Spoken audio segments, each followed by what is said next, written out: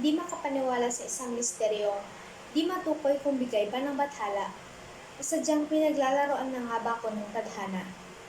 Naisusulat na ba sa aking lathala kung sino ang pipiliin kong tunay at papanindigang tama? Sa tuwing nakikita ko ang ngiti sa iyong mga labi, ako'y nahuhumaling sa isang tabi. Pasintabi na lang kung nahulog na ako sa'yo, para kasing pinaglalaroan na ako ng mundo. Di ko na matukoy ang aking layunin. Napakahirap ko naman kasi sukitin. Kapag malapit ka sa akin ay para kung tunaw na sorbetes, nakakakilig kasi yung mga biro mo tuloy ni Martes. Nais kong sabihin sa'yo na ikaw na pala ang hinahanap ko. Ngunit, bakit iba pala ang iyong gusto? Paano na kaya ako? Biglang dumaplis ang hangin sa aking muka. Pinupunasan ang hindi maunawa ang luha. Napalingon ako at may nakita kong tila nagmamakaawa sa akin. Inabutan niya ako ng panyo at nais daw akong kausapin. Nabalot ng hiwagang humalina sa akin kahit hindi ko naman maintindihan. Lagi-lagi pala akong pinagmamasdan.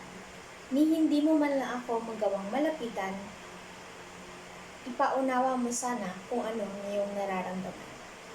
Sa kalagitnaan ng taong nagkukumpulan, nagawa akong hanapin ng mga mata mong nangaakit. Gusto lang buntot na parati akong sinusundan. Kala mo'y reporter, natanong ng tanong kung bakit. Nais mo lang namang mapalapit, ngunit malayo ka sa aking piling. Punong-puno ng hinanakit dahil hindi mo ako makapili. Umaasa ako sa iba tapos nandiyan ka lang pala.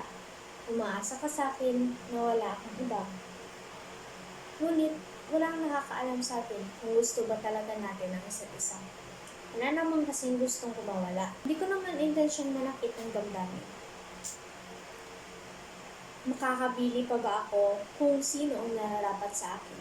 O patuloy na lang akong maiikot at mahihibang sa pag-ibig. Utak ko'y tila napuno na talaga ng tubig. Pag-ibig na lamang ang aking hangad, ngunit may iba namang buong-bungat. Kay tagal na kitang pinagdududahan, yan tuloy, sinalo na ako ng iba kahit hindi naman ako mahuhulog sa kanya. Nalilito na ako kung mahal ko o mahal ako. Hindi ko na alam kung sino pipiliin ko.